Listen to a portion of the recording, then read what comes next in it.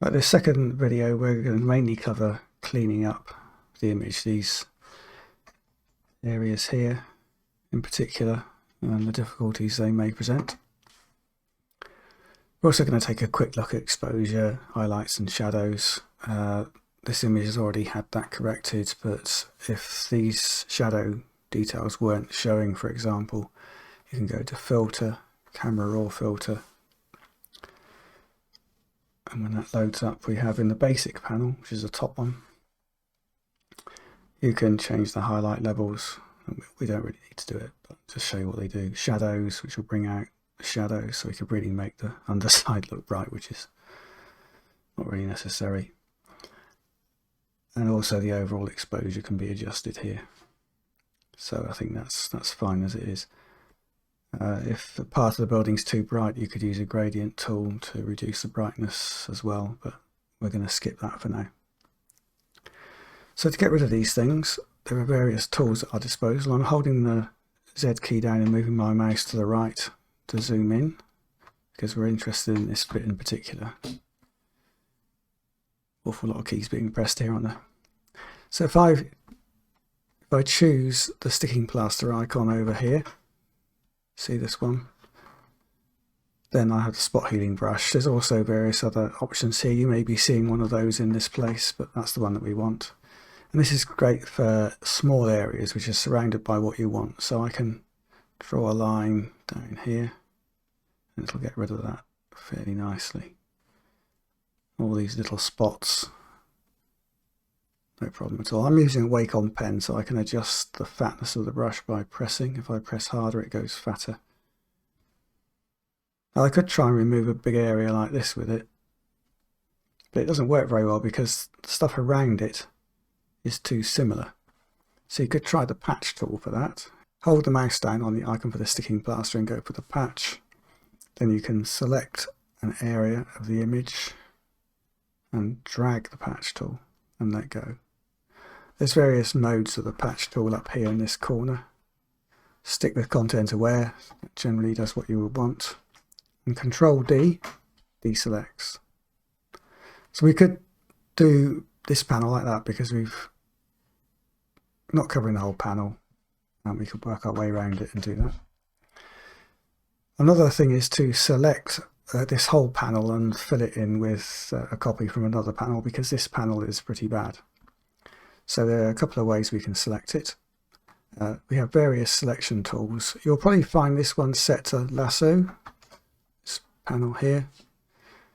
But what you want is the polygonal lasso tool for the first way of doing it. I'm going to zoom in a bit more.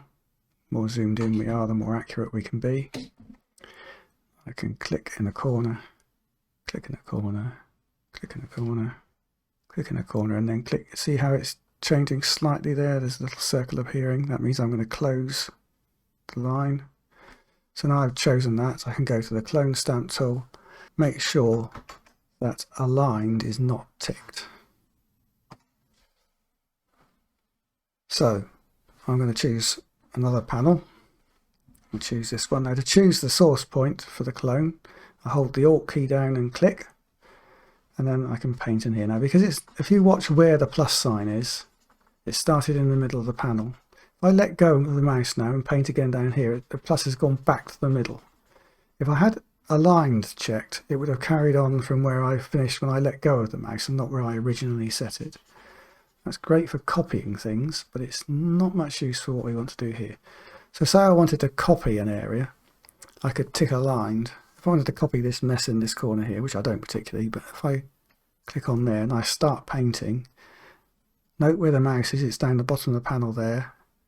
I let go of the mouse, click again, and it stays where I left it before. That's what aligned does, but we want unaligned for this particular exercise. If I type Control D to deselect, then the panel's done. I'm going to undo all of that and show you another way of selecting this using the pen tool. Now, the pen tool is down over here, and there are various pen tools available. If you hold it down, you can see various ones. We just want the bog standard pen tool. And I'm going to do this much more accurately, so I'm going to hold down Z, move my mouse to the right to zoom into the first corner nice and close.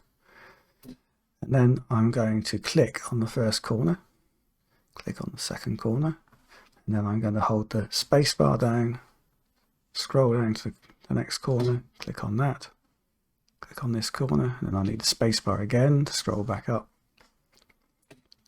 And again, see that little circle appearing? That means we're going to close that path. So I've built a path around it using this tool. This isn't a selection yet, but it's getting there. So now I can do various things. If I hold the Alt key down and click on there, I can add some handles, which allow me to change the line to make it a curve. It's called a Bezier curve. Now I don't actually want that along this edge here.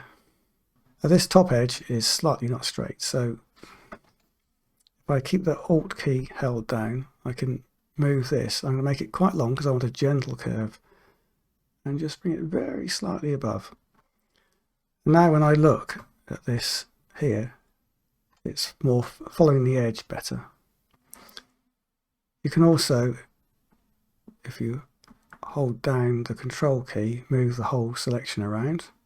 Okay, so now we've got our path defined. We need to turn that into a selection. So I shall zoom out and move there. If I right click in the middle of it, I can do various things to it, but just now we're going to make a selection. Give it a nice feather of half a pixel and make a new selection. And we've got our selection. So I can go back to my clone stamp, not aligned, Alt, click, and paint.